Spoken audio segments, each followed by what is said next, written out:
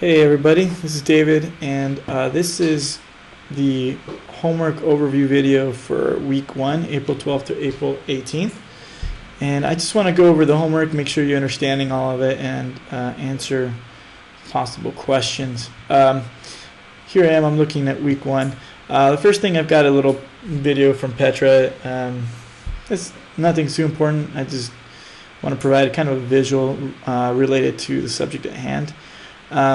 Then you've got it's kind of a lecture, but not really. It's just a 5-minute overview of the material we're covering that week.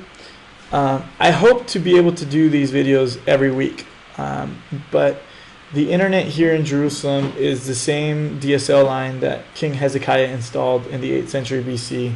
It's very unreliable and pretty slow, and it takes all day to upload videos. So I may not be able to post them as regularly as I'd like to, but if I can, I will.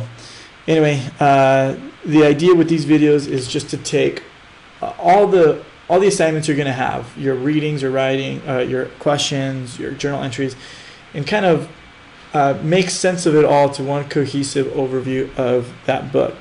So they'll be short. I don't deal with a ton of details, but it's just basically to get the overall picture of that minor prophet. Here's something I want to bring up, and it's the auxiliary readings. For example, this first week you have the Obadiah readings, and that's going to be a PDF. I don't know, it's not working here. Here we go.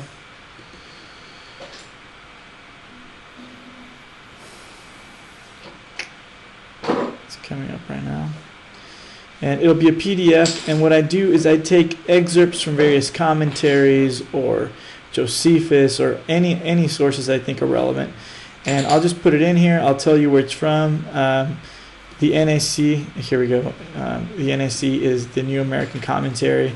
I'll tell you what pages those are from so you can go back and look at it in more detail. Sometimes I'll provide pictures. For example, in this case, this is a picture of Basra, which was one of the capital. Which was the capital of Edom in the Iron Age, and this is all relevant information to what you'll be reading. Now, the reason for these supplemental readings is sometimes I want to focus on very different dimensions of biblical interpretation.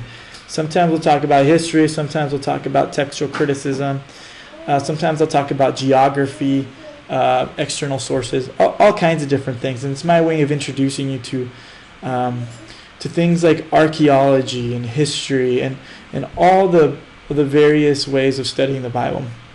So they'll all culminate in this one. Now, I'll tell you up front, the homework for this week for Obadiah is less than half of what you'll normally have on a weekly basis. So this, as you can see, it's only 2 pages of reading. You can expect more from the other weeks. Okay, so don't get too excited about how little I have you doing this first week. So you got your Obadiah readings, and you've got your study questions here.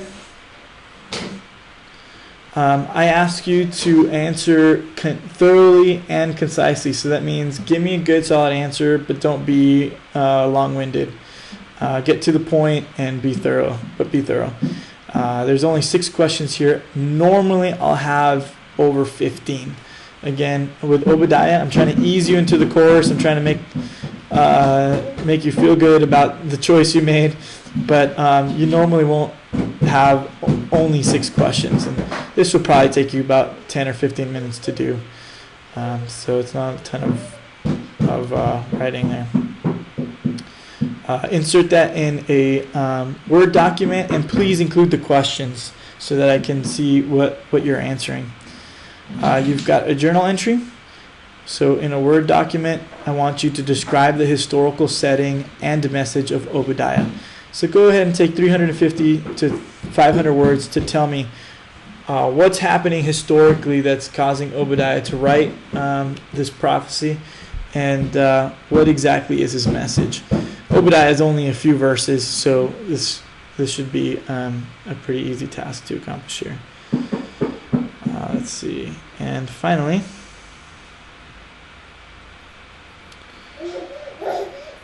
you can see how slow my internet is here.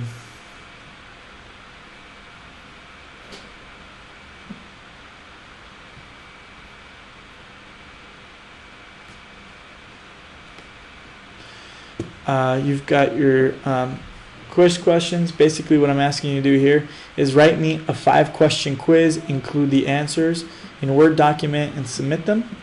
I think that's pretty self-explanatory, but if there's questions, you'll have to ask me. And then I'll always, if there's other videos I've done before that I think are relevant, for example, if you've never taken hermeneutics with me before, then you might wonder why I'm requiring you to do certain things. You might not understand what I'm doing in certain details. I've included here the course, the lectures on prophecy, on how to interpret prophecy. So if you're really new to this, you might want to take a peek at those videos. They're not very long, but they might be very helpful. Also, I've got a couple videos on translations and how to understand them. So anyway, I hope that explains the homework for this week. Please don't hesitate to call me or contact me in whatever way you want if you have any questions. Okay.